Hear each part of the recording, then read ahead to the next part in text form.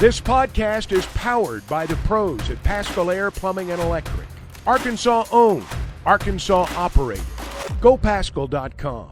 Richard, John L. Davis, it was the number one highest rated recruit in the transfer portal yet to commit or sign with the basketball program. Just committed right now. How big of a get is this for John Calipari's basketball team? Well, anytime you get the number one guy in the country, and especially in the portal, because obviously you're talking about a more mature guy that has a track record of playing at a high level on the college level, has been to a Final Four, veteran guy. Some of the criticism Coach Cal is that he's relied too much on high school recruits, and you're seeing that he's definitely attacking the portal and getting older guys more mature physically and mentally, and just obviously with college experience. So he's going to mix the portal along with high school kids, and I think that's a good mix. 3-3 right now. 3 transfers, 3 high school freshmen. Yeah, I like the combination. Now, another guy that Arkansas fans were curious about was Oklahoma State center Brandon Garrison. He is going to be a Kentucky Wildcat. Richard, in your opinion, why do you think he chose Lexington over Fayetteville? I think when Jonas Adu committed, I think that had a big impact. Everything that I'd heard that he was coming. I'm talking about Brandon, and I just assumed that he knew that the possibility of Jonas coming, so that he was okay with that. But best that I know, I don't know for sure. I don't think he visited Kentucky. I could be wrong. I don't know. He did not. That's what's crazy about this. He never made a visit to see Pope. Right. Okay. Well, that tells you. I think that tells you what I just said. I think it's pretty accurate, because I had a pretty good source saying that he had committed. I can say that Davis privately committed on Sunday based on a source that told what a source told me. So that's what it appears. I mean, obviously he's not going to talk and say anything, but that's what appears to what happened to be what happened. Richard Davenport with us on the McClarty Daniel Hotline. I wonder if Kentucky, knowing that it might have come down to Arkansas and Kentucky, obviously, maybe unwound the rubber band a little more with NIL, because, hey, we've already lost Cal. We don't want to lose a player head up to them. I just wonder if they were a little more eager to get Garrison based on the Cal factor. Yeah, I mean, I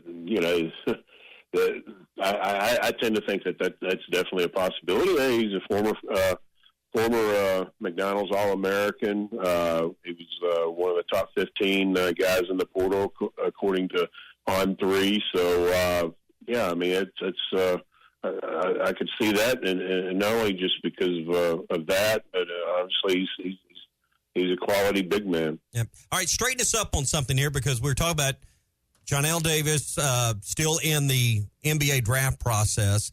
Like Trevin Brazil's entered his name. At what point do you lose your eligibility to come back? Because we know when in the old days when you hired an agent, it was over. Now that's a little bit different. So can you straighten us up on that, and when you cross the line that you can't come back? Because we've seen players enter, take their name out, come back, then go back to the draft process. So kind of what are the rules these days? Yeah, May 29th is the deadline to withdraw and keep your college eligibility. So probably won't. May or may not know before then. I don't know. I would think so. I mean, evidently John Goodman was saying that NBA scouts are saying kind of gave a little bit of a rundown where they think that he stood. So I tend to think that he's probably going to go to the college route. But when Goodman said expected to sign, I know that kind of confused people. But he is committed and intends to sign. But what if he goes to the NBA? He won't sign. So I think that's why he worded that that he's expected to sign in case he does go to the NBA. So when the player hires an agent, at what point do you lose that eligibility? Is it when you take money from the agent, or because I know the agent rules have changed? Yeah, I'll be honest with you. I need an update on that because everything, like you said, everything's changed since NIL. So that I don't know. That's a good question. I need to check into that. Talking all things recruiting, Richard Davenport, Whole Hog Sports, Arkansas Democrat-Gazette on the McClarty-Daniel Hotline. Richard, shifting gears to football. We'll talk about the departures in just a sec, but Arkansas the last couple of days has gotten a handful of commitments, starting with Joe Moore, former Syracuse and other offensive lineman, Steven Dix, who played some college ball at Florida State, and then Marshall, and then Blake Boda with Coastal Carolina. Kind of walk us through the quarterback, the linebacker, and the new Arkansas offensive lineman that Sam Pittman and his staff have got committed here to Fayetteville. Yeah, I'll tell you, Joe Moore, the Syracuse offensive lineman, about 6'4", 6'5", about 300, 310, something like that. He's being brought in to play either guard or tackle. Very versatile, and talking to him, he said wherever they need him, they'll plug him in there. But obviously, a more mature guy has one more year of eligibility. And last year, he missed most of the season. He played like in 3 games, but he missed most of the season because of injury. But I do know Arkansas is very high on him, and was thrilled to get him because they think that with them missing the vast majority of the season, that his stock kind of went down, but they think he has a chance to be a very good offensive lineman on the SEC level. He started like 22 consecutive games at Richmond before he went to Syracuse. But and then Steven Dix, man, I'm going to tell you what, you talking about a physical specimen, about 6'2", about 235, 240 pounds. He is chiseled, and I'm talking chiseled, Brad Spence type chiseled. So he originally signed with Florida State, was there for 3 years, and then moved to Marshall last year and was one of the better linebackers in the league for Marshall. So more mature guy and a very sharp guy. You can tell he's one of those more mature guys that from a mental standpoint. So he's coming in, obviously planning to win a position, but also a guy that can give you some leadership. And then Black Boda, he's a guy Coach Petrino and Missouri State kind of recruited back in high school. So there was a previous relationship. 6'4", about 210 pounds. But just played sparingly last year for Coastal Carolina, but obviously Coastal Carolina is a very good program. They had an outstanding quarterback. So a guy that's got some talent and will be the 4th scholarship quarterback for Arkansas. And you need 4 guys. There was one time when Houston Nutt was a coach, and I think they lost 3 quarterbacks in one game. So you just never want to be without that 4th guy. Yeah, pulled John Rutledge off the intramural fields is a story that we like to talk about here. All right, so that's the Inner East. What about the departures? Dominique Johnson enters the portal, it sounds like. No word on where he's going to end up. And then Jacolby Criswell going back to Chapel Hill, North Carolina.